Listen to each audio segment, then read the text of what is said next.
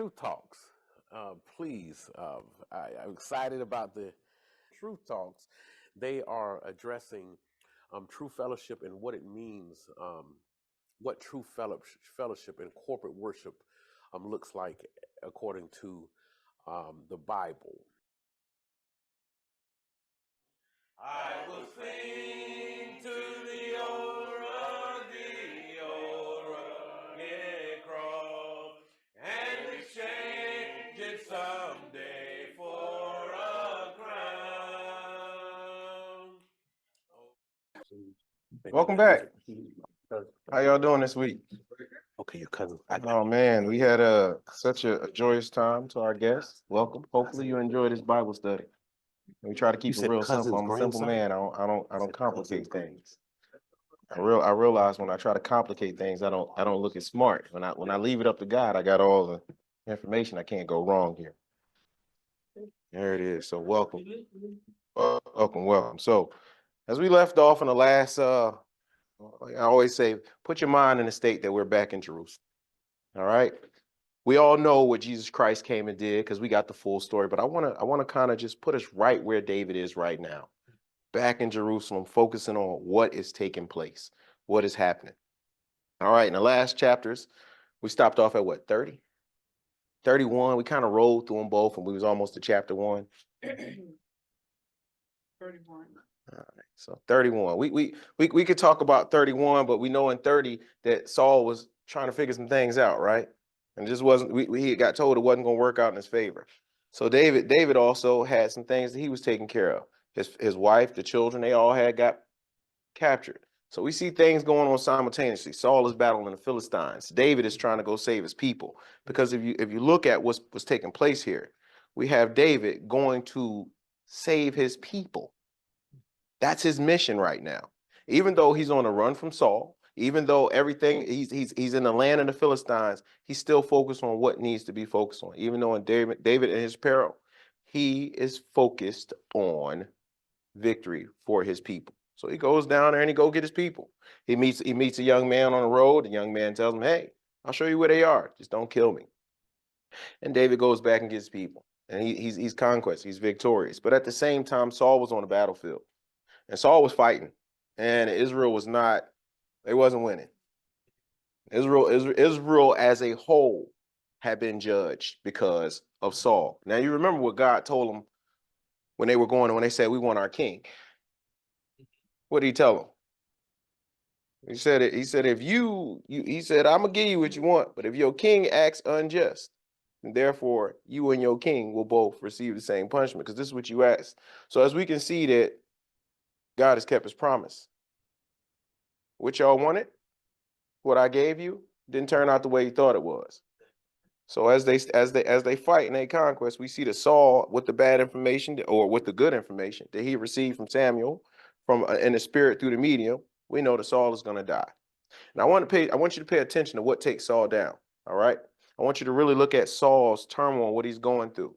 Saul had to flee. Now Israel has been an army that could pretty much carry their own. You haven't heard too much about loss. You heard about some victories in the skirmishes they might have got into, but it seemed like afterwards, everybody kind of just went their way and they tried it again. We'll fight y'all guys tomorrow. Kind of like the two school bullies. I'll see you on the battlefield tomorrow. Well, this time Saul he has no chance of winning. So when he's fleeing, because he knows he's losing, Saul is shot by a slew of arrows. Now, before when I was teaching, we really didn't talk about the arrows, but it was brought up. And I kind of left it there for a reason, because as we get into chapter 1, we're going to learn something that's going to be brought back to Israel. We're going to see that David is also reaching back for something that was taught, that was lost, and he wants to bring that information back to the people. All right, so Saul gets shot with some arrows, and as Saul's running away and getting shot with arrows, he's climbing, he's bleeding out, arrows in him, and he said, "You know what, man, it's better for me to fall on my sword than to let these Philistine dogs take me." And so he falls on his sword. But as we know, that wasn't God's plan for Saul. So Saul tried to take his own life. Didn't work out. He called his armor bearer up. He said, "Please, armor bearer, come over here. Fall on me. Don't let these people take me." And the armor bearer said, "Nope. I'm going to fall on my sword right next to you." So they both laying there. Now, that's the story that we get as we progress to where David is right now. David is returning back home. He's victorious. He's in his village. and he hears word of Philistine victory. Because where is David at right now? He's with the Philistines. So if they're winning and their victory, what words do you think is going to go out amongst the Philistines? We killed Saul. We have killed the king of Israel and smote Israel and sent them on their way. We won. Our God is better. This is what the Philistines basically was saying throughout the land. And David heard this news, and all he could do was cry. This man tried to kill David, though. This man hunted David to a point where David had to leave his own inheritance, the land that God gave him. And yet, he cried for Saul. He wept. He loved Saul dearly. And I think that, in my mind and my heart of hearts, I think that David would have ran from Saul for the rest of his life if that's what it would took. But if Saul would have ever opened up his arms and said, come on in, David would have said, thank you. This all I ever wanted was to be invited back into your home. Sound very familiar, right? Because we know that we're talking about the lesser David, because the greater David came and did the same thing. All I want y'all to do is just stop chasing me. Stop persecuting. What did he tell Saul? What did he tell Paul on the road to Damascus? And it's funny because what was Paul's name before it was changed? Man, it's funny. Why are you chasing my people? Yeah, that's the question. So Saul of Tarsus was doing the same thing that Saul the Benjamite was doing, in a way, right? So that question has validity when he says, why are you persecuting my people? Because David was God's people. Was Saul God's people? According to David, yes, he was. But he still was chasing his own. He was chasing his own blood. And we're going to see that kind of conversation comes into play when Israel finally says, hey, we didn't get this right. You are our blood. So let's get into the text. So David returns from striping the Amalekites. And he returns back to Zilgal. And then once he gets home, the third day he came and he hears this news about Saul, tore his garment and put dust on his head. Now, this was a great sign of mourning when one would take off their garment, because they would put on what was called a sackcloth. Now, a sackcloth is exactly what you think it is. It is a cloth it's dirty from all the work they did, so it's covered in the dust, the darkness, the dirt. They don't clean sackcloths. So when they put them on, it's saying that my spirit is so low that I'm equivalent to the man that y'all walk past every day eating dirt. That's how much I'm in mourning. To put dust on my face is meaning I don't want to be clean. I don't want people to see me in a good state. I want them to know that I'm sad. Now, David is a king. He has been deemed the king over his people in Hebron. Well, he will be later on when they get told to move, but it's a little far ahead. But he's taking his people, right? So for David to do this, what do you think the people was thinking? What are the people mindsets about David laminating over Saul? If you were in Israel and you were following behind David and you were in the wilderness and the news came back to Zilgal, where your whole family had to uproot, and you see David weeping over Saul, who got everybody on the run, but we're following David. How do you think they felt? Oh, dead. Now we can go home. Now we can go home, right? But David didn't feel like that. David felt remorse. His mind wasn't on going home. It was what was lost. Something precious that was lost to him. And he showed that. So as David, now I want y'all to really think about who was Saul supposed to kill? They got the kingdom torn from.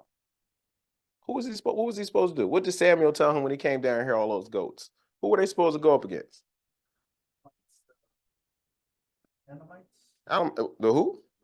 Amalekites, right? He was supposed to be up against the Amalekites. And it's funny that this person that runs up to David, what is he? It's crazy how things work out in the scripture, right? They might seem like coincidences, but I was once told that one thing might be a coincidence. That might be something. If it happened twice, it's by design. If it happened 3 or 4 times, that's called a plan. That's called an executed plan. And as we see that since the beginning of this, we have seen executed plan after plan after plan. So we also see what Saul should have done is going to get ready to come back and kind of bite him in the butt. Because who comes up to tell the story of what happened on the battlefield? An Amalekite. He coming out the battlefield like, hey, well, I just ran from over there where Israel was getting smoked at. And David looks at him and said, hey, what happened? How'd you get here so fast? He said, well, we were out on the battlefield. And while they was fighting, Things was getting bad, and I had to hightail out of there. And on the way out, I seen Saul. And Saul said, hey, fell on my sword, kill me. You do it. And Amalekite said, well, you know, it's a great idea. He cut his head off, took his crown and his bracelet, and ran back to David and said, I bring you good news. I bring you joy to tell you that Saul is dead. Now, David get this information. He already said. He already said because he heard it. He heard you're the man that killed Saul. You? And he asked him, huh? Story you tell David. Yeah, it's story he tell. I mean, look, he should have been careful who you tell these stories to. Well, we heard the story before, right? I'm only telling the story how it's being told, right? Because we knew that the Philistines took Saul, they chopped his head off, took his body, they took it somewhere, and a group of men who were devoted said, hey, we can't have this. We're going to get together, we're going to sack the town, and we're going to go get Saul's body, we're going to bring it back, we're going to burn it, we're going to burn the body, and properly dispose of the bones like it's been told. So I want you to keep in mind that group of people. Anybody know who they were? Well, when you find as you look for it, right? Who was the group of people that ran out and got Saul's body back?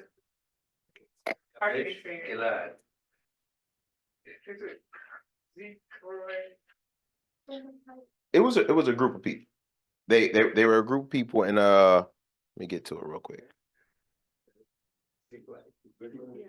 It was Ziklag, but he was part of a group of people, right? Who was that group of people? It was a certain race. It was a certain clan of people, because they were in Israel, right? But it was a certain group, because David comes back and pays homage to this group of people. So just keep that in mind. We'll get back to them, and they'll point them out. If y'all can't think of it right now, we'll get to it. It's sad about Saul's death, but finding out that Jonathan also was killed, that he was dead as well. And that broke David's heart, because Jonathan was what? Like a brother. He said, I was knitted to Jonathan. You know, the love that I had for Jonathan was more than a woman. Now you got to think. You have to think, man. Men love women. I mean, we love them, and I'm not talking about the carnal way. Like you think of how, if you find a woman, how you care for her, how you nurture, how you take care, how you share things. It's not about a dominant system. It's about having a left, right, and y'all both sharing, that y'all help each other. Right? That's what it was. David had found somebody in a man that was like that. Somebody that two best friends. And I wanted to explain it like that because I wanted to see that they were taken care of, because a lot of people may argue and say, well, what kind of relationship did David? They try to take stuff too far because they don't look at what's being said. Have you ever had a best friend? Is that how you feel about your best? No, but I will give my best friend a shirt off my back. I will give my best friend to play with just the same things I would do for my wife. Because there it is. Because a best friend loves you too. They want to see good done for you too. All right. So Saul falls. All right. His armor is placed in the house of Asherah. They take him away, and all the brave men. Hold up. And the inhabitants of Yabesh were heard in the Philistine, and what happened unto Saul? The inhabitants of Yabesh. Remember, that's going to come back later on. And all the brave men arose and went all night and took the body of Saul. We are in chapter 31, verse 12. And all the brave men, 1 Samuel 31, 1 Samuel 31, 12. And all the inhabitants of Yabesh heard what the Philistines had done to Saul. And all the brave men arose and went all night and took the bodies of Saul and the bodies of his sons from the walls of Bethshem, and came to Yabesh and burned them there. And they took the bones and buried them under a tamarisk tree at Yabesh, and fasted for 7 days. So not only did these people go and get Saul's body, they showed them the proper respect that Saul deserved. He was a king. Israel had fell. David felt that. David lamented that. David lamented over Jonathan. David lamented over everything because these were his family. He loved them. And they were, and that's what we get to when this man comes up and say, I struck him down, and here go all the stuff. He asked a very simple question, and I think about how David would ask that question. You know, I think about, was it a question asked in rage? Probably not. It was a question with pure curiosity, because David's heart doesn't understand the action that took place. If you think about it, David asked that man a question: how are you brave enough to strike down God's anointed? How did you how did you do that? How did you possess the courage to do that? How? I think David kind of knew that this guy didn't understand the ramifications or the gravity of what he had said. Now, he was lying when he said it that way, but I think David kind of knew that he didn't understand what he was saying, what he was, something along those lines. Because, yeah, he wasn't angry, I don't think, when he asked him that, but he asked in such a way to where, you know what you're saying to me right now? You know, and then it's like, and it's apparent that the guy didn't expect David to kill him. Well, he went to him and told him what he did. He thought he was doing something good. He did. He truly believed that what he was doing was good. And I mean, that's not uncommon in this day, is it? I mean, is this any different than what Jesus Christ told when he was explaining to the Pharisees and said, there's going to be many of y'all that come to me and say, Lord, Lord? What's the difference? He came up to David, Lord, Lord, look what I did for you. And David basically said, depart from me. I never knew you work our lawlessness. How dare you kill Saul? Fall on him. And his men did exactly that because they understood. So even though this man didn't understood, I'm not one to call anyone a liar, right? Because when we do hear that Saul falls on his sword, and we do know the men, which the story is, I can't say that this guy's story that he's telling afterwards is not what he believed. But the genuine fact is what took place as he told the story. Now, David is going to get the true account of what happened. But if this man really want to come up, David says something that still stands in line with Hebrew law. And he said it. It says, David called the young men and said, draw near and fall on him. This is still chapter 1, verse 15. And fall on him. And he struck him and died. And David said to him, your blood is on your own head, for your mouth has witnessed against you, saying, I myself have put to death the anointed of God. Now, this is the thing. David didn't need proof. You know, why? I don't need proof. By your own admission to what you just told God, you did it. So therefore, I'm going to strike you down. What proof is needed? You said it. You said it. Huh? Have a revelation. And I mean, it tells us to, Jesus said, confess your sins, right? Confess them. That man came and confessed what he did. He just didn't know it was a sin against Israel. What you got, brother? And you know, as we look again, we always bring this point out. The guy, all these people, they were in a veiled situation, right? They didn't know certain things. But I look at it now that we have the whole canon.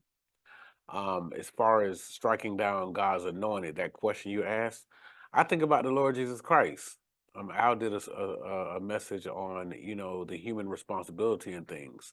And the scriptures tell us, had they known who the Lord Jesus Christ was, they would not have struck him down. But here we go.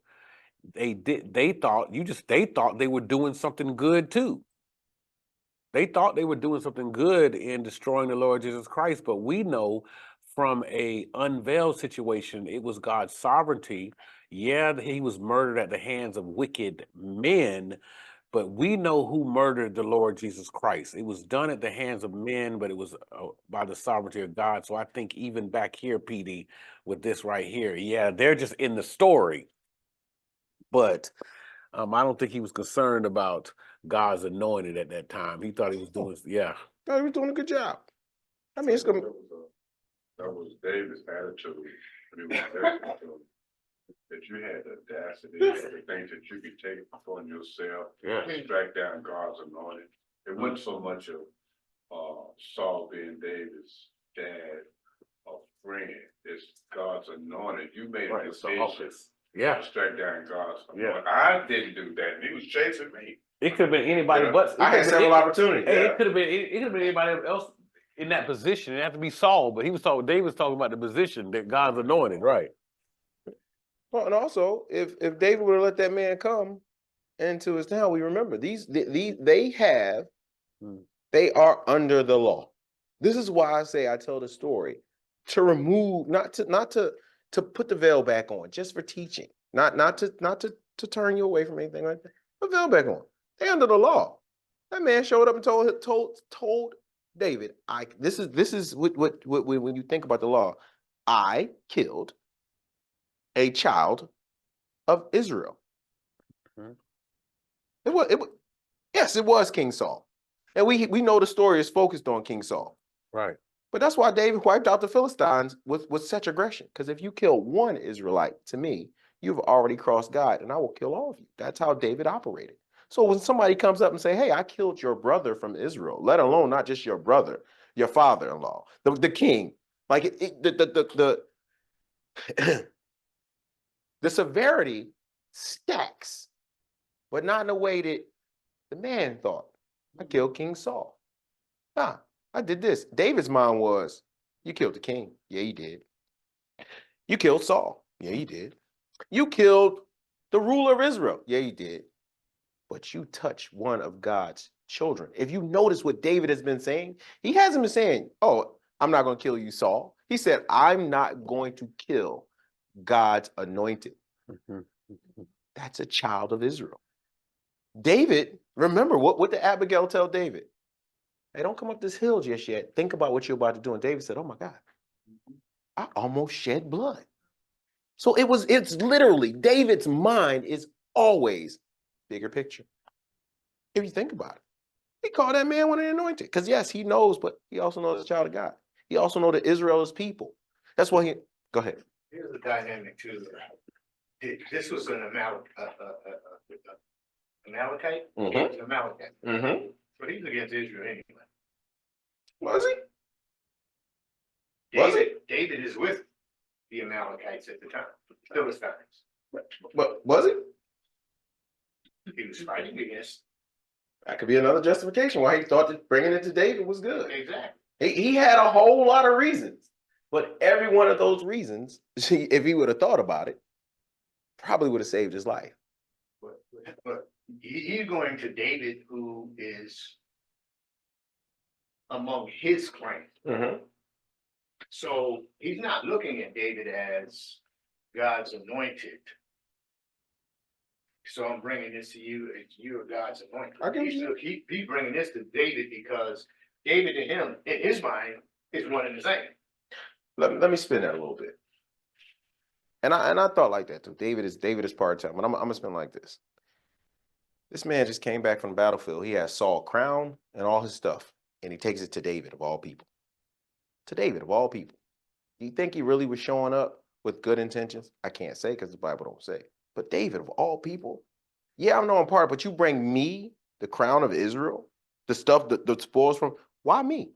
Why not take it to the king? You got 5 kings out there fighting. Remember, David got sent home. Why not take it to the king? So maybe he could have been rubbing it in. He could have been saying, look what happened to your King Saul. I fell on, anticipating David to be like that. But David reminded him, not one of y'all. I never have been. This is just where I lived at. So I can't answer that. And it could be. That could be another way to look at it. That's why I preface that with, this is another dynamic. Yeah, it could Because in his mind, he might have been convinced that David is one of him, David is fighting for his clan, his part of the world. He's on their side now. On their side, not thinking that, no, David is on the side of Saul. That's the last thing he was thinking. David is on the side of, and like I said, this is just Now, another way of looking at it. So the Amalekite wasn't with the Philistines. He was a visitor just like the rest of them. Because it says, I am a sojourner, which means this is my land. I'm a foreigner, just like David. So why would I bring this to David? I don't know. But it could have been saying, hey, you're here with me. I can share this information with you. And maybe it's something that benefits us because I'm a foreigner just like you. I don't know. But I know whatever information he shared, it was a big mistake. I think it was secret how much Saul sought to kill David. Mm-hmm. I think everybody knew that Saul was all over the land chasing to kill David. Mm-hmm. Try to use it. So he probably was like, look, you don't have to run anymore. Mm-hmm. Saul is now dead. Not thinking it was going to backfire on him. Him saying, he's dead, I killed him. He's trying to get favor with David. That's Yeah. what he's trying to do. He's trying, because he knows that Saul was chasing David. Everybody knew. And he brings this, not in the sense of, I don't think it was arrogance. No, lying it was. saying he killed him. I think he's trying to get favor with David. You know, Look, that's- I did this. You don't have to run anymore. And all of those things could be. They could be. I couldn't tell you, man. My mind hypothesized so many different ways and things. But what happened was this was bad information given, and he paid for it. But in paying for it, David had some time, reflecting it, and he said, hey, because remember the news came about everything that happened to Saul. This man gave a report talking about the arrow. So he said, teach them the bow. All right, as it was taught in the book of Jasher. Now, the book of Jasher is non-canonical, but I read it, and I would like to share what he is referencing from the book of Jasher. You don't have it. If you decide to go out to get the book of Jasher, you can get a paperback for about 19 books. It refers to the book of Jasher. Yes. So you can see it. So 2 Samuel chapter 1, verse 18.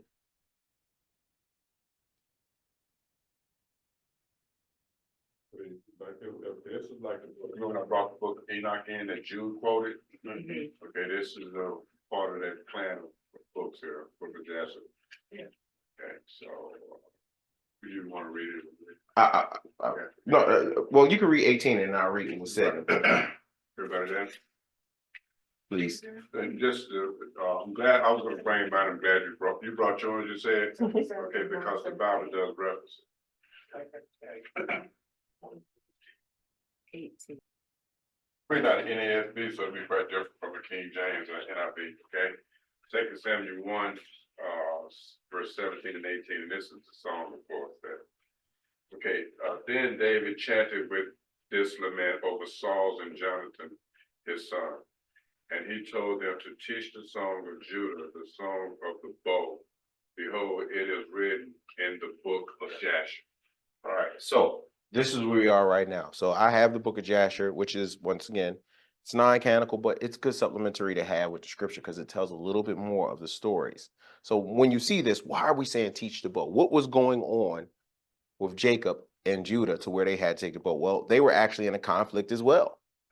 They were actually in a heavy conflict. And a lot of these conflicts are briefly talked about in Genesis.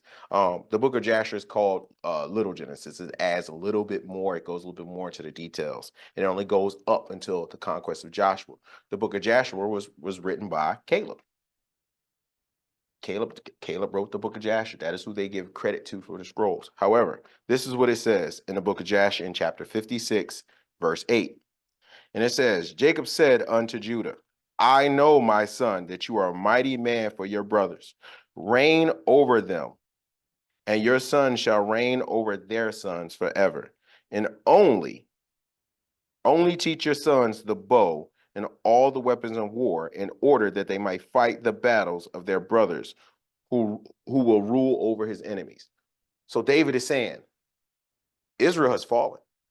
Our people here, we got to start teaching them the bow because that's how they won the war. They were quick with the bow. They could move with it. They could hide it in places and pull it out. So teaching them the bow was another thing that David said, I need to bring this strategy back. So he taught his people the bow. And he gave a lament. And if you would like to read it, he basically lamented over Saul and Jonathan, and he gave what was called a lamentation prayer or poem. And he had it, it's in here, and he talks about the different things. He talks about the splendor of Israel slain on a high place, because he's talking about where Saul fell on Mount Gibeah.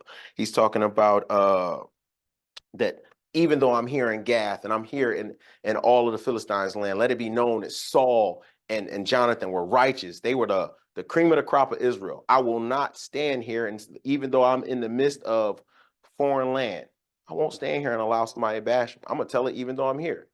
So eventually David got the word that he had to leave. And just so happened to leave, he had to go somewhere that was almost familiar to a start of the book. You know where he went? When David left Zilgal? All right, I'll give you a hint. It's in chapter 2, very first part. And it came to be, chapter 2, verse 1. And it came to be that afterwards that David inquired of God. He talked to God and said, do I go up to the city of Judah? And God said to him, go up, David. Go up, David. Where should I go? And he said, go to Hebron. What's the significance of Hebron? Hebron. That's what Abraham went. It's funny, huh? That's where Abraham went, right?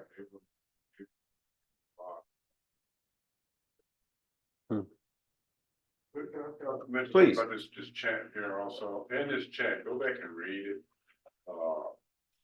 In your own time. The chant tells a story, because there's a people that he tells before don't tell them about the death of Saul and Jonathan, because they will glory over it. You don't want everybody to know about your defeat. And so he tells them, tell the story, but don't tell it to, they can say, Gat, because they were basically paraded in the street and kind of like have a part of it. But he also talks about the shield of Saul not being anointed. Why would he say something like that? That's why I say it's a very interesting dirge here that he sings here, because in war, they anointed their shields because they had leather on the outside of it, and they anointed the shields to keep them from drying out. Well, now since Saul is dead, there's no more anointing of the shield, so now they're, of course, dry out. And when he speaks of the bow, he's speaking of Jonathan, because Jonathan Boaz will save David's life on many occasions. And he was the starts out where it says, "You're beautiful, Israel." He's talking about Jonathan. Go back and just read it, because it's a story in here instead of just a, song. But anyway, go ahead. I just want to mention that. Okay. Great addition. Great addition. So now David is up in Hebron. He has his wives, and he takes each man with him, and David is anointed king of Judah. Now, this isn't king of Israel. This is king of Judah. Judah alone. All right. So we already see that now Israel has been struck. They're scattered about. And David has went over up to Judah, and he's setting up his new place of residence. David is establishing his home. So it's the story is very similar if you look at the things that are happening, the things that are progressing, how Israel right now, Judah, alone from Israel, is getting ready to start to grow and prosper, and you're going to see that Israel is going to become weakened. And we see this because Israel now needs to set up someone over them. Saul has a few sons left, his daughter is left. There's other remnants of Saul still out there somewhere, but something needs to take place, because Israel don't have a head. So y'all remember Abner, the one that David was talking trash about? Hey, Abner, you old scum bucket, you over there let me get over there by Saul's head, man. You a worthless dog. Well, Abner's getting ready to have his moment where he's gonna call David a worthless dog, but that comes later on. Now listen. I thought about Abner and David. I really did. I meditated on the two of them, not knowing them. If I had to think of these two people, I would think that Abner and David, they might have been on opposite ends of the field, but I think they jabbed each other in a friendly way sometimes too. Like I watch a lot of sports, right? And Michael Jordan and Charles Barkley, everybody swore that Michael Jordan and Charles Barkley hate each other. Man, these two guys hanging out all the time and they having a good time with each other, golfing and everything. But on the court, they seem like they hate each other. They elbowing each other, mouth blood, calling each other all types of names. But when they left the court, they might put, hey, Jordan, where you going tonight, man? You going over here and spend all your money on me too? I believe that David and Abner could have had a relationship like that, but the tension was so heavy. So after the tension died down and Abner went back, he said, well, look, Israel can't be naked and without a king. You're the one I got left. You're 40 years old. What's his name? I always mess these names up. Ishabeth, the son of Saul. Right? So Ishabeth, he said, hey man, you're gonna be over Israel. But first, this is what we gotta do. Let's get some men and let's go in here. We're gonna challenge David and his people, his army. We're gonna challenge to a little fight. We're gonna line up one for one. We're gonna stab each other until the stabbing is done, and it's gonna be like that, and it's gonna be exciting. We're gonna have a good time. And they met him down there, and they got the stabbing. And it got bad for Abner. So Abner said, I don't know about all this stabbing, everybody. I'm gonna just go ahead and hop on my horse. So Abner galloping through the woods. He's like, and he looked back. He said, oh, wait a minute. Ashrael, what you doing following me? He said, man, this fight ain't over. He said, look, please turn back. Enough has been done. We don't need to do this anymore. I'm gonna keep coming. He said, no, he got up. So Abner being who Abner was, and this is why I say, if Abner was when David left and took over for Saul, Abner might not have been somebody to play with. He seemed like he was a very intelligent man. We're gonna see Abner making sound moves. We're gonna see Abner come to an understanding. Hey, look, I can't let Israel just be out here. We need a king, and then we got to bring this together. So he told him to turn around, and he didn't. Well, he didn't. He got stabbed in his stomach. Ashel got stabbed in his stomach, and that's where it. And Joab came and he said, hey, you killed my brother. This ain't gonna work for me. I'm gonna chase you too. And Abner's like, wait a minute. Y'all still want to chase me down after that? Look, enough has been done. And Joab said, well, you know what? If you hadn't said that, I would have chased you to the sun with that. I'd have followed you, and I'd have came up on you, and I'd have killed you good. So Abner that day avoided death. But even though Abner avoided death, and David at that time was over the house, over Hebron, everything was kind of in disarray in Israel. Philistines struck Israel, so they're scattered about. They have a king who, we don't really hear this much about Saul's son, and now he's sitting on the throne. So now we have a new king in place. And we got fighting, and we see that David's house is strengthening. And is anything y'all need to pull out here? Because these chapters go really quick. And so 2 Samuel, this is where Abner is talking to Joab after he killed his brother. After they killed his brother Ashel, right? After he fell. So Abner's being chased, and I want to give you this. It's 2 Samuel 2, chapter 2, verse 26. And Abner called to Joab, because this is when he was tracing. This is after he killed. He says, should the sword devour forever? Do you know that it is bitter in the latter end? And when you are going to say to the people, turn back from pursuing their brother, aren't this what you're going to say? And Joab said, as God lives, if you had not spoken, then all the people would have given up pursuing their brother only the next morning. Yes, right, man. Give it up, man. Let me go. And he halted the people. Joab didn't forget. He didn't forget. Now, I went a little ahead to tell that story because David did something in the very beginning of that chapter to some people. And what did he do? The group of people. They did something without David telling them, just to honor it. And David took care of those people, right? Right. So that's in chapter 4 of the same. I'm at chapter 2 of the same. I'm at verse 4 of the same chapter. And it says the men of Judah came and anointed David sovereign over the house of Judah.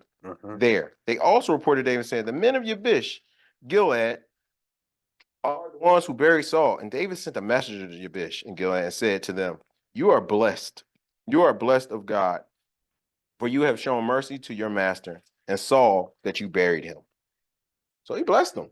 And now showing mercy to you and truth to you, and I am also going to do good to you because you have done this deed. And now let your hand be strengthened and brave, for your master Saul is dead also. The house of Judah has anointed me king over them. So David is like, look, y'all did a good job. Yeah, you become strong because you with me now. Strengthen your hand Stick with me, and we're gonna go forward. So David is picking up people. David is getting the people back together. All right.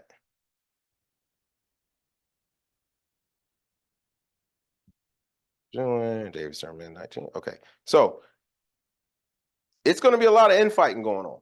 These upcoming chapters is going to be a whole lot of infighting until eventually the stronghold becomes so strong that David has on Israel, and the infighting, they just say, all right, well, look, man, it's better that we come and be with you. But before that, it's a lot of people that's going to die in the process. It's actually going to be trying to bring it back together a little sooner. Now, when Abner finally gets back, and Saul, now that this is we're moving into chapter 3. All right, now the fighting of Saul, it says David's house was growing stronger and Saul's house was growing weaker, meaning Saul was losing momentum. His house, people were walking away from it. When somebody says your house is losing with that, they don't always mean that everybody's dying. A house gets weakened by people just walking away. As was prophesied. Yeah, I'm not going to stay here with Saul because it's still remnant. Israel is still people, but they're not going to stay there. That's all did. The Philistines beating the crap out of us. I'm not staying here, so they start to leave Saul's house. Because where was Saul stationed up at? Where was he set up at? Saul had a place he was fighting out of. All the land of Israel, right? That's a lot of ground to cover. All right. So fighting between the two got wild. So eventually, during this, David is having children. He's building his family. We're gonna get into all that. But right now, that's a point of contention. I always mess his name up. Ishabeth. Go ahead. What you got? You gotta correct me, man, because I like. No, you got it's close enough. It's all right. Ishbosheth. Chef. There, Ishbosheth. And he's the chef is cooking. So Ishbosheth, he's like, hey man, Abner. Man, what you doing, Abner? You sleeping with my dad's concubines? What's going on? And Abner said, wait a minute. Am I a dead dog over Judah? Wow, David wasn't even around. You gonna throw shade like that? What did he do to you? Well, come to find out, David is like, look, man, I invite you up here so we can squash all the beef. I just got one request. Bring my wife. Because that's my wife. She was given to me before I went out. She was given to me for 100 foreskins of the Philistines. I paid for that. I went out there and I did bring my wife. So when they go and get the wife. Now remember, Saul gave her to somebody else. So David has once again, well, I can't say he took somebody else's wife because it was his wife originally, but he went and got this woman. And while he was getting this woman, this man was coming behind her saying, why y'all taking my wife? I love her. Wait, give her back. And he followed. And they said, man, you better go home. She's going where she belongs because she was the wife of David. Now, we noticed, and if you read it further on, if you had got down in text, that probably wasn't one of the best choices because she wasn't happy with a lot of stuff that David did. David never hurt her family, but she definitely probably looked at David as the reason for a lot of stuff that was happening. All right, so I'll read the excerpt where Abner is having that exchange with Ishbosheth. I'm gonna say it right. All right, and it came to be that while the fighting of the chapter 3, 2 Samuel chapter 3, verse 6. And it came to be while they were fighting between the house of Saul, and if you get there and you want to read along, you can. You don't have to. The house of Saul and David, and Abner was strengthening himself in the house of Saul, meaning he was building up his name. And Saul's concubine, oh, did I go too far?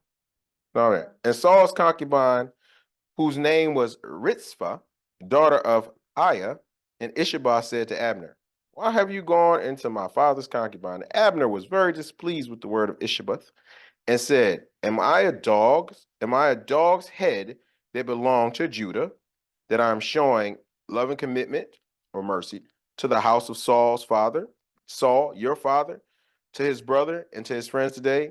And have I not failed you? Have I not let you fall into the hands of David that you charge me today with such sin concerning women? So basically, Abner's like, look, I've been keeping you safe. I've been keeping you out of the mix, out of all this stuff. And this is what you accuse me of. This is crazy. So in Abner's mind, it's time for me to go and make amends with Israel. Because that's exactly what the very thing he said. He goes and said that charge me today with sin concerning this. Now, I want to make something clear. We're talking about people in Israel. Like these aren't people that are the Philistines. These aren't the as someone say today, these are the believers. Like this is Israel. They have been following God this whole time. So to accuse Abner of this, that's huge. That is huge. Because that's basically going up to a believer and saying, you know what, man, you don't believe in God. That's equivalent in that day. That's how heavy of an accusation that was. Abner took it in stride. He said, all right, you got that one. I didn't do it. And he says, God does to Abner and more also, if I do not do for David as God has sworn to him. So Abner said, okay, I'm seeing how things is playing out. Let me remind you that David is the anointed king. The land knows this. But you've been alive this whole time, and this is the accusation to me. He said, it's about time that we go and get back to where we belong. And he said, to cause rain pass over from the house of Saul and to rise up the throne of David and Israel over Judah, from Dan to Beersheba. And I was unable to answer Abner, meaning he couldn't answer word because he feared him. And then Abner sent message on behalf to David. And this is where David said, hey, you want to come up here and make peace between me and Israel? Make sure you bring my wife. Make sure you bring my wife. And he took his wife and he went up there. Now, when David sat down with Abner, there was no problems. Him and Abner, they came to an understanding. Abner said, all right, well, perfect. He said, you're not going to kill me. Bring 20 men up here with you. Bring my wife. We're going to talk about this and we're going to unify it, because David understood the bigger picture. David understood what needed to be done. He knew that Israel right now was defenseless. Who was defending Israel? They had no judge. They had no king. Who was defending? And David knew that that was more important than continuing and arguing with his enemy. He knew the unification was more important. So as he took that, he said, hey, Abner, bring my wife. We're going to do this. We sat down. And Abner said, great. We had a great meeting. Everything went well. I'm going to get out of here. I'm going to go back and relay everything to the elders. Right? But no, he couldn't get that far because Joab heard him. Joab said, hey, man, y'all had Abner up here? Same Abner that killed my brother? Oh, okay. Where he at? Oh, he about to ride out. Oh, okay, all right. Hey, David, man, it's good to see you, man. We just came back from the battlefield, man. Everything all right? Yeah, Joab, man, you good? Yeah, I'm good. All right, David. Abner said, Joab hopped on his horse. Hey, Abner, let me talk to you real quick. Hey, what's going on, man? Everything good? I just finished talking to David. Did you? Yeah. Tag right in the stomach. Bled him out right there. When David heard this, you can only imagine how much of a setback it was to know that you almost had everything that you needed right there. But it's by God's design. Abner had blood on his hands. And Petey, there's so many principles. You know, the New Testament tells us that all these things were written for our admonition. And I appreciate you telling the story. And every now and then I just be like, well, how does that apply right now? Well, a lot of people don't think about decisions you make, how it will affect even when you're gone. Because Saul's gone at this point. You know, a lot of choices that have been made by David, by different people. We're seeing some consequences and repercussions happening to people as a result of other people's choices. And I think that's still true today, that we have to be, yeah, we honor God and obey him, but also we have to consider our brothers and sisters. How will the decisions I make affect whether it's my physical family or my children, but also more importantly, what type of light does it shed on God's people, the choices that I make, Petey? So I just thought No, it's all we get to see the beauty of it all being connected. We get to see exactly what you just tried to explain, that we get to see how actions had consequences. And yet we still sometimes don't believe that actions have consequences. You know, and it's up to God to determine what the consequence may be. I don't determine it, but we get to see it in the scripture, so we know it to be true. If I came and I told you and I said, hey, scientifically, you want scientific actions have consequences. Yep, you do this and that happens. Spiritually, I can come up to you and show the same thing. If you do this, this will happen. I mean, it's proof. It's proof that it will happen. You know, so I can't speak and say, well, I can only tell the story how it is in front of me. That happened. Abner died because Joab said, you killed my brother. And David said right after that this blood is not on my hands. As God is this is not on my hand. This is yours. Because David, once again, he doesn't want any of Israel's blood on his hand. That's a common theme until later. That's why it's important to pay attention how David is avoiding bloodshed. Did you read the part where Abner killed your brother? Why? Did we read that? No. Because he wanted to fall against him. Yeah, no, I did that because he wouldn't stop pursuing him.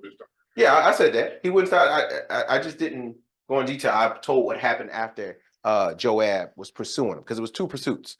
It was that's the name of Asher L. He was chasing him. Joab was right behind. He got up because he was swiftest with the horse. Remember, he was faster. He caught up to him. He got stabbed. Joab caught up to him. Was like, "Hey, wait! You killed my brother." Moment there, and it continued chase. So that's what started it. So, and it all started because they were standing and they wanted to have a contest between who had the strongest men. A battle. Blood was shed. More blood was shed, and we're gonna see blood continuously get shed.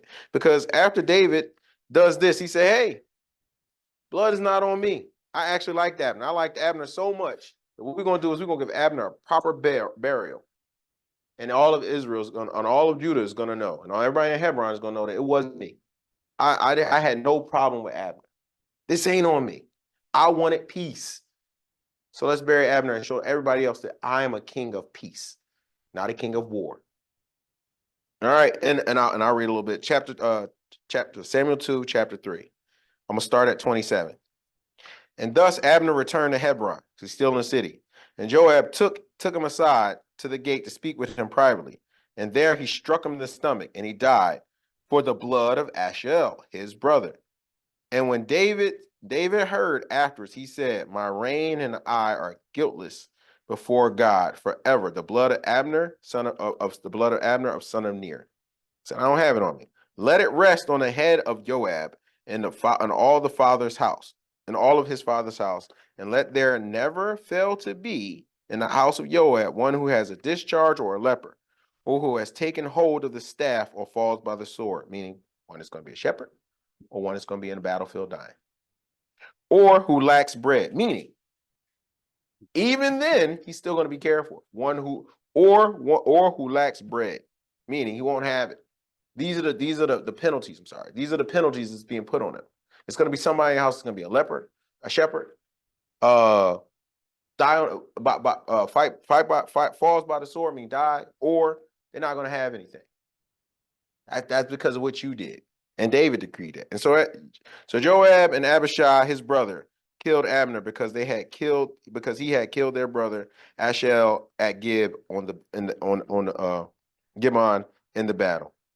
And David said to Joab, to all the people who were with him, "Tear your garments, gird yourself in sackcloth, and mourn for Abner." And sovereign David, King David, followed the casket. It's a big thing to have a king walking behind the casket, because as he's buried, he said he's saying things, and they buried Abner in Hebron, and the king lifted up his voice and wept at the burial side of Abner. David is genuinely hurt by Abner's death. Not just Abner, because Abner was Israel too. Not just because Abner, but like I said, I think Abner and David had something more than what the scriptures is showing us right now. If you look at the underlying relationship, they both call each other dogs. So to be called a little historical fact. So look, I'm not gonna go too deep into it, but when they called you a dog, right? A dog in the terms was what they identified the Philistines. Like a dog was it was the worst thing. It wasn't a nice thing to say. This Philistine dog was it indicated every negative and derogatory thing in that word. That one word called them a dog. And the Philistines, they took offense to that. So for Abner and David to shoot that jab at each other, it's one of them things, like if you're on a battlefield and y'all fighting and you might, man, you're acting like one of them dogs over there. They talk trash. So we see it. Look at his response to Ishabeth. He didn't have to say that. David wasn't even anywhere around. But Abner and David, and his very next thing is he goes see David. David grants him peace, passage. So David is literally sad over Abner. I said, man, look, he might not have been Jonathan, but he was somebody else that he could throw jabs with while they was on the battlefield. Because if you think David and Abner didn't fight together at some point for Israel, Things are shared. I keep. Go ahead. Because wasn't see Abner was Saul's right hand man, but David was also right beside Saul at the same time. So that's how they do each other, because you get their respect. It's like, all right, you calming them down, I'll keep you informed. It's just They worked together at some point. They didn't always hate each other, you know. And what David wanted to put down aside, right? So after David lays Abner to rest, and the people came out, and it says all the people came to cause David to eat food while it still was day. And David said, "I'm not eating anything. I'm not eating anything because I'm mourning today. I'm mourning." And all the people of Israel say, "Hey, this must be good, so we're gonna do it too." So I'm weak today. This is 39, same chapter. I am weak today, though anointed sovereign, the king. And these men, son of Zariah, are too harsh for me. Let God repay the evildoers according to their evil. So once again, even David didn't say, "You kill this person, I'm gonna fall on you and kill everybody that you brought with." He said, "Today, let God handle it." David was not a man of bloodshed. We hear that David was a mighty man of battle, going out and fighting. Yes, he was. He fought the battles that was necessary for Israel. He fought the battles that God was. But if David could have avoided fighting, I think he would have. I think he would. I think that David gave us an example of how he had to fight, where Christ came and said, "I will perfect the fight that David did by not fighting at all." In fact, when they came, the first thing they said, "Hey, you come, where's your army? Where's everything you got? Where's your chariots? Where all this stuff?" And Christ said, "Man, I ain't come to do all that. I came to show y'all something better. If y'all wanted to fight, man, just go get David."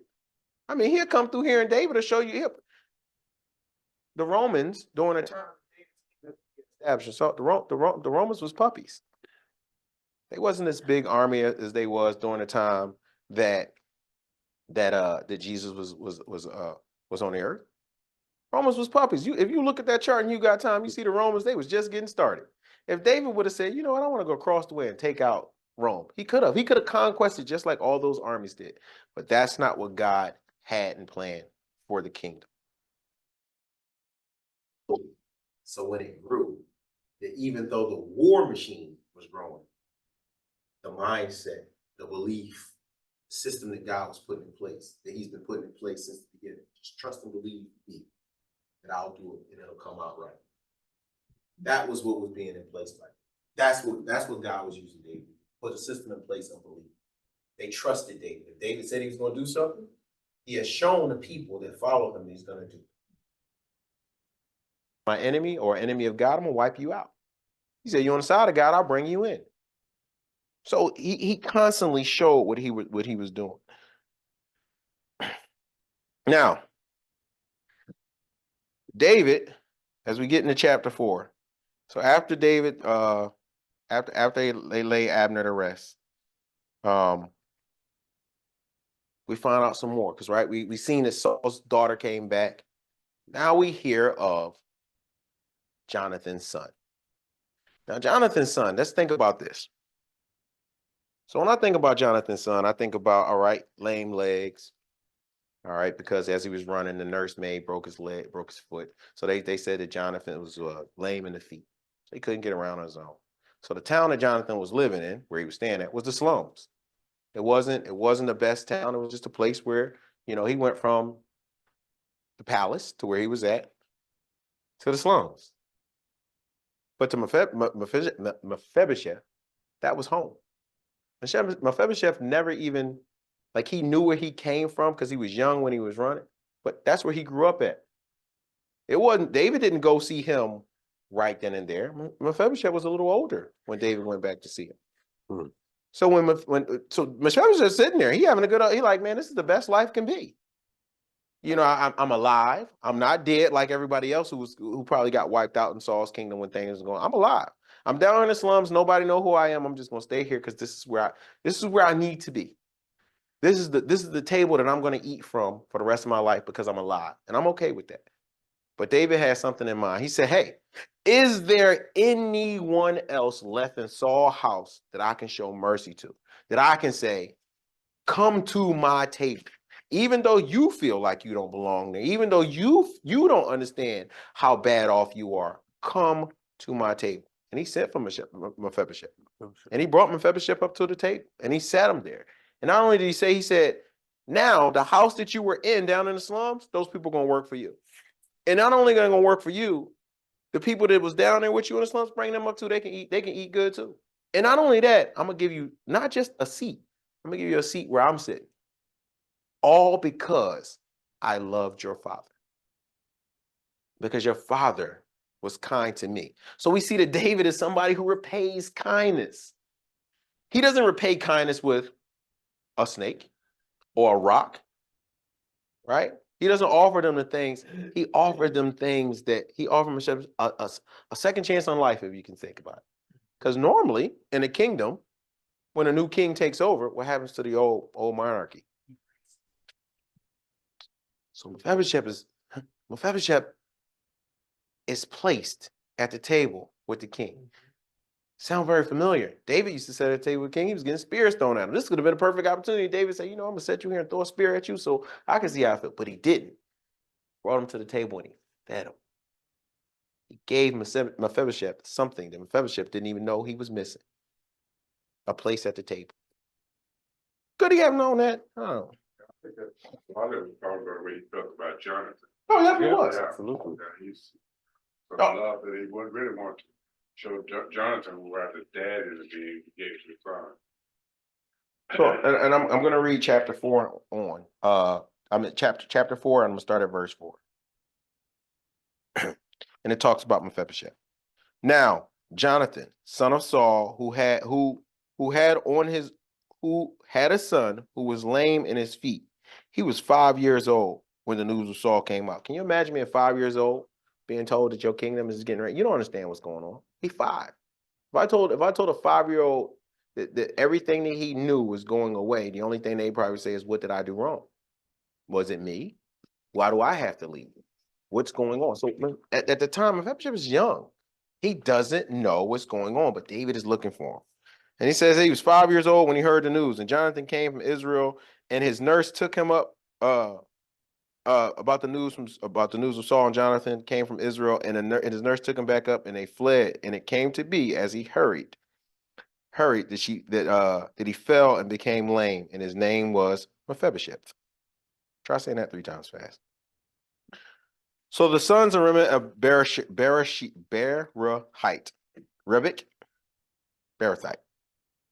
Rekba and Bahana went and came about the heat of the day to the house of Ishabeth, who was laying in his bed at noon. Now, Mephibosheth is running.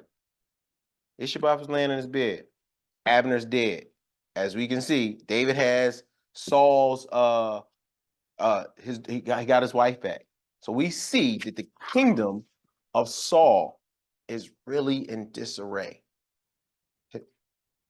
Like everything that God said was going to happen is happening.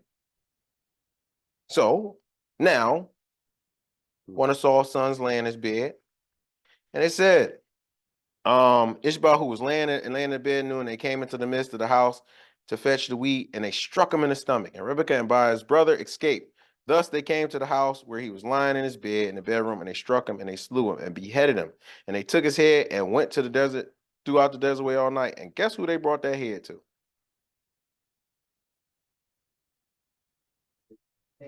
Now, David has already killed one person for bringing a head of somebody to him. I think if I was a smart man, and I always say this, I say, I wasn't there, but I take it how I was. This is how I would have reacted when somebody said, hey, David cut off, David fell on the Amalekite that came up here and brought all of Saul's stuff. Oh yeah, that's the word going around the town of Israel. You heard that? Papa? Man, that's the story they telling on the streets. Man, I was standing over by the little marketplace buying my fruits, and I heard that. Yeah, you did. Yeah, man, where you going? Man, I'm about to go Ishbosheth's house. Are you? Yeah, what you want to do? I'm gonna stab him in the stomach, and then I'm gonna take the head to David. Now, if I was talking to that person, I'd probably be like, you gonna do what? You gonna take a head? You gonna kill him? Hey man, you ain't heard the story what David did like about a month ago? You sure you want to do that? No, man, that's a great idea. All right, man, I'll see you on the other side. Have a good day. Because I'm definitely not going to do that, because these aren't things that are happening in the land that are oblivious to the people. So I don't know what make these people think that it's a great idea to kill somebody related to Saul, akin to Saul, especially when David is trying to find somebody in Saul's house to show love to. So you bring a head to it. Well, that's great. So the same thing that happened to these young men was the same thing that happened to them. Now, one of the men, please make sure I got this right. Okay, so we see a little remnant also of what's happening with the Benjamites, because one of the guys that did this, he was just a sojourner there. He had been with the Benjamites so long that they had just said, hey, you're now a Benjamite. That was how it worked in their days. If you came in and you sojourned with our clan, we showed you everything our clan did. We told you your old ways don't work anymore and you're with us. So they still had that going on. So this man wasn't part of the clan, but he still understood all the rules, except for the one where David is killing people for bringing them body parts. So they did it. So when they did it, they struck him, right? And they brought the head of Ishbosheth to David. See, I like the New Testament. I really do. The names were really easy. So, but you know what? I love the Old Testament too, because those hard names, once you get them down, or even the story, you start to see that person just as well I see as everybody else in the scriptures. So he brought there and he says, see the head of Ishbosheth, the son of Saul, your enemy. Now, I don't know why people still think David's him. So God has given my master, the king, vengeance on Saul and his seed this day. Now, you have to think. David has his wife, Michal, which is Saul's daughter.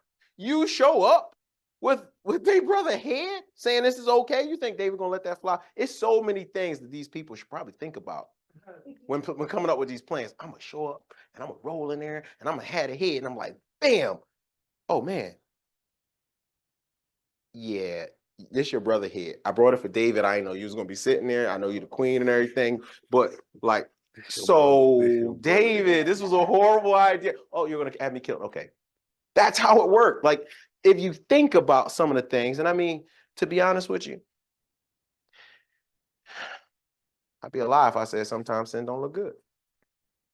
Just what these men did, it looked like a great idea because their minds wasn't focused on God. Because if they would have been focused on any of the laws that they believe, what are some of the laws that would have deterred them from going to kill but let's call him Sheth. Can we just agree that that's what I'm talking about in this particular Sheth instance? I'll keep Ish word. Well, if they would have thought about just one of the laws or one of the commands, could they have avoided that? If they would have just went to one and said, thou shalt not commit murder. If that was cold-blooded murder, that man was in his bed, and David reacted and said, you guys are dogs.